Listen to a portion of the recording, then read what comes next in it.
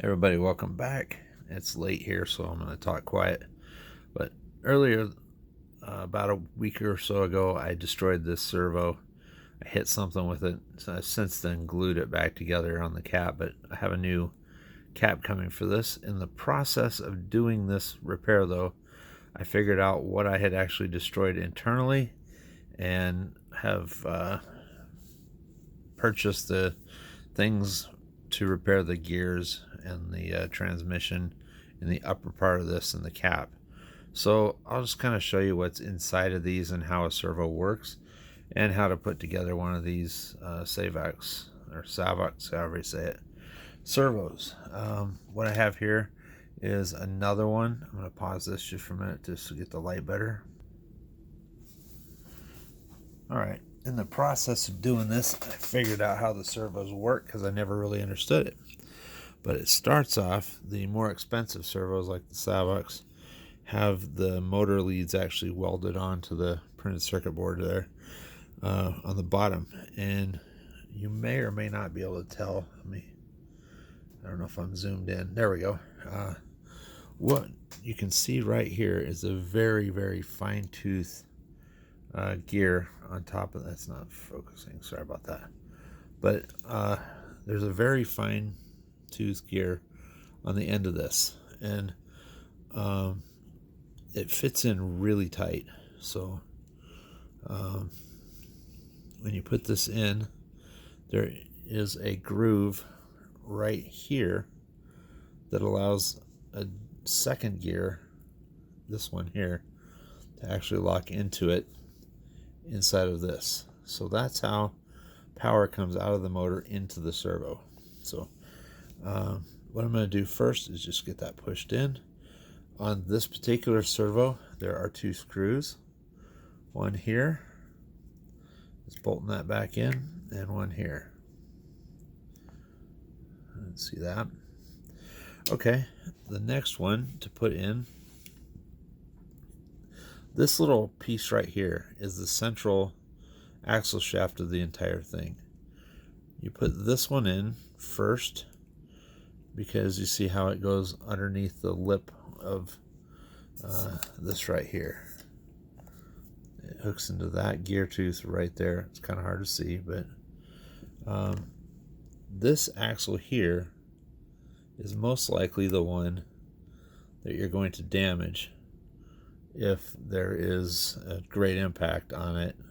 It'll bend these and it'll lock up the servo, and if you keep cranking on it, it'll kill your servo. Okay, so from there, I'm going to work kind of sideways here. This is the side gear here, and this one, I forget the name of it. It tells the servo which degree this is turned.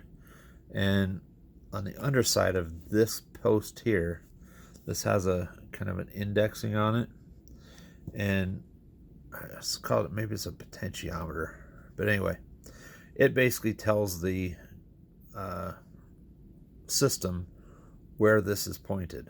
Okay, it needs to know that because that's what tells the radio when to stop turning the servo arm. The servo arm actually connects to this through here. You can see it's threaded inside of that. So this one that looks kind of like a UFO with the 3-layer birthday cake sort of goes on this side here, and it actually engages into the center gear. So we got power coming out of that small gear into this gear, which goes into this gear, into this gear. Now this is where the tricky part happens, because this gear here, the last one, actually goes here. But you can see that it won't go below the bearing of this one. So that's why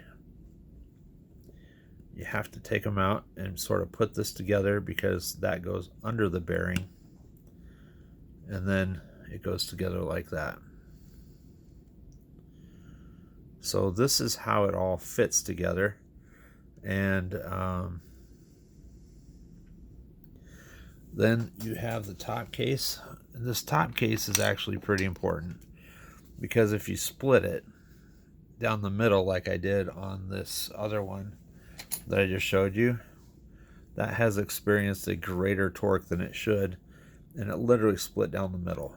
So until this case is replaced, it cannot handle the torque loads, because it'll separate these two pins from each other, because on the bottom side of that cap is where it has these bearing races for the top two posts of these axles for the gears. So it does have the gears here, and this fits over the top, and now the whole thing is secure. Now I'm trying to fix this servo. It had the cord pulled on it real hard a while back, and it stopped working. It was a great servo. Maybe not a great servo, but a good servo. And then cap goes on the bottom. It also tore the rubber, so that's not going to work anymore. But anyway, that is how it goes together.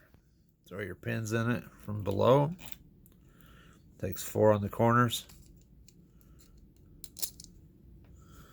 I just shove them all in at once, and then tighten them crisscross. I don't think it matters, but why not try to make it even, right? So this corner, then this corner.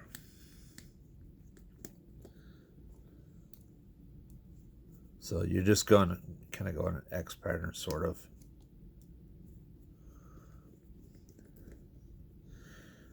And then you just hook it up to a known receiver that is good, and give it a whirl, see what it does. I actually have this soldered right here. I use clear heat shrink tubing so that I can see later on if the bond is still good. So believe it or not, there is clear heat shrink tubing on that, and I have determined, at least right now, the problem with this is not the wires. So I wish it was. Wires are easy to fix, but when I have my I need to get my ohm meter out and figure out where that is, and then I'll do a little bit of tracing on this to make sure that there isn't a broken connection somewhere. I don't think this particular servo is bad. I just think it's broken a connection somewhere, and once I figure out where, I'll get it fixed. Like I said before, I have the cap for this coming, and once I get this top cap that's cracked replaced, you can kind of see the crack right through here. I just super glued it thinking it'd be alright. It's not alright. I don't know why I'm messing around with garbage, but anyway, this is where the servo arm actually hooks up to, and that's all they are. They're pretty simple.